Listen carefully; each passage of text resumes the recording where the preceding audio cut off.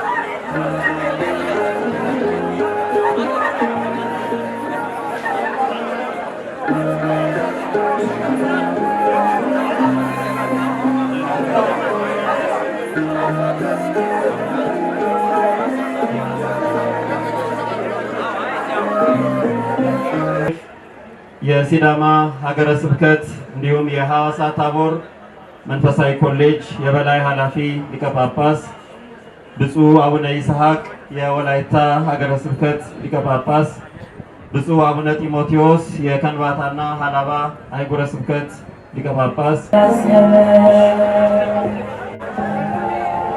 ከወልደ ሰማዕት የቅርብ ቤተሰቦች በስተቀር ሌሎቻችሁ ከአውደ ምሕረቱ እንድትወርዱልን በአክብሮት እንጠይቃለን። አንድ ጊዜ ጸጥ በሉና ጸሎቱን እንጀምር። ከለባሲያን ካህናት ጸሎቱን ከሚኖሩልን አባቶች ፊት ያላችሁ ሁላችሁም ወደ ኋላ ሁኑልን። አንድ ጊዜ ጸሎት ልንጀምር ስለሆነ ሁላችሁም ኋላ ያላችሁ ከልብሰ ተክህኖ ከለበሱ ከተሰየሙ ካህናት ፊት ለፊት ያላችሁ ከካህናቱ ጀርባ ሁኑ። አንድ ጊዜ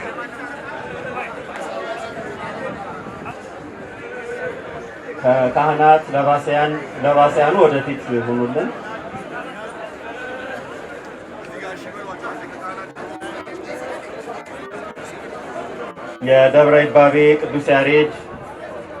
የደብረ ይባቤ ቅዱስ ያሬድ ቤተክርስቲያን ካህናት ሊቃውንት ልብስ ለብሰው ከፊት አሉ። ስለዚህ ከነሱ ፊት ያላችሁ ከኋላ ሁኑልን። ጸሎቱን እንጀምራለን።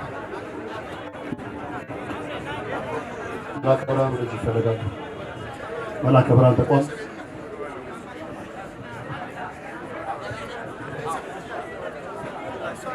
አንድ ጊዜ ሁላችሁም ጸጥ እንበል። አንድ ጊዜ ጸሎት እንጀምራለን።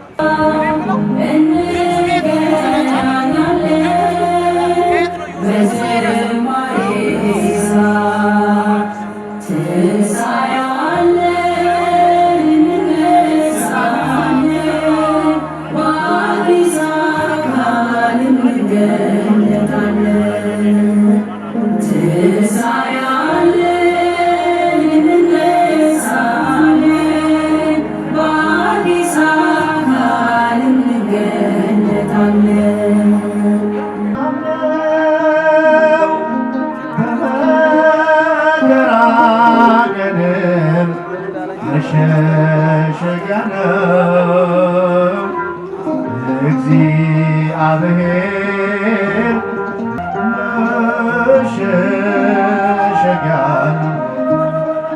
በሐዘን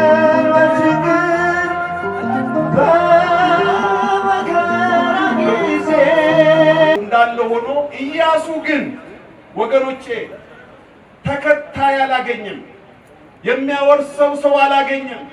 ጸጋው እንዲሁ በከንቱ ቀረ። ለዚህ ነው በመጽሐፈ ኢያሱ በስተመጨረሻ ላይ እኔና ቤቴ እግዚአብሔርን እናመልካለን እናንተ ግን የምታመልኩትን ምረጡ ያለው።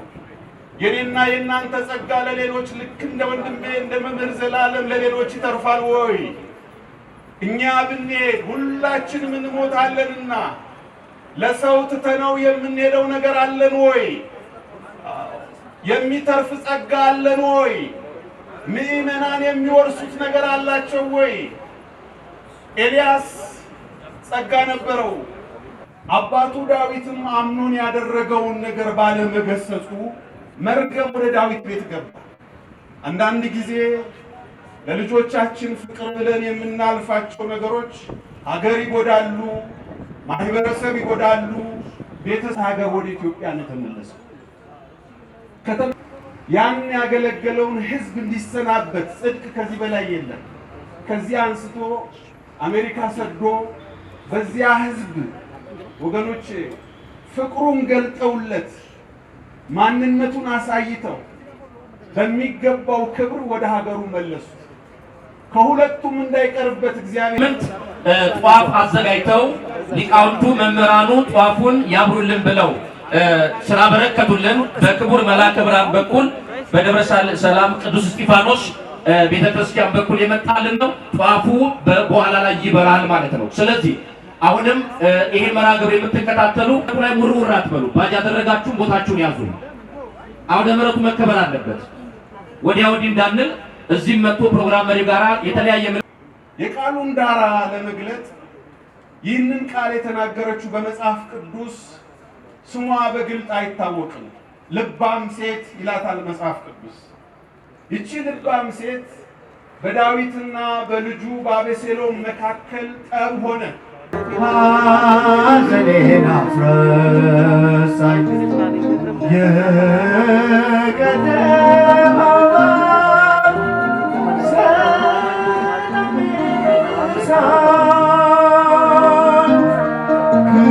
ክርስቶስ ኢየሱስ ሐዘኔን አስረሳኝ። አድነኝ አድነኝ ጌታዬ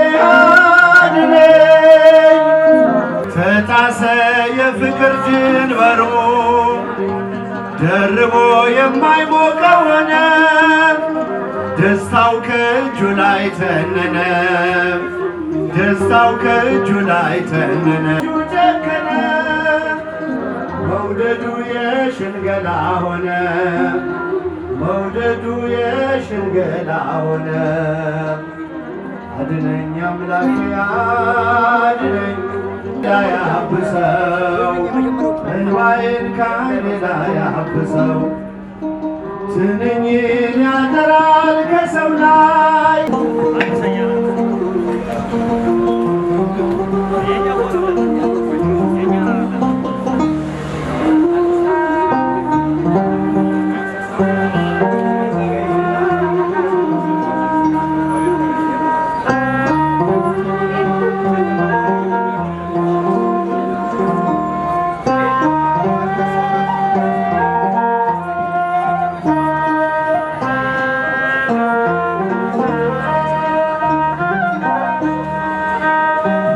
አዘጋጅተዋል።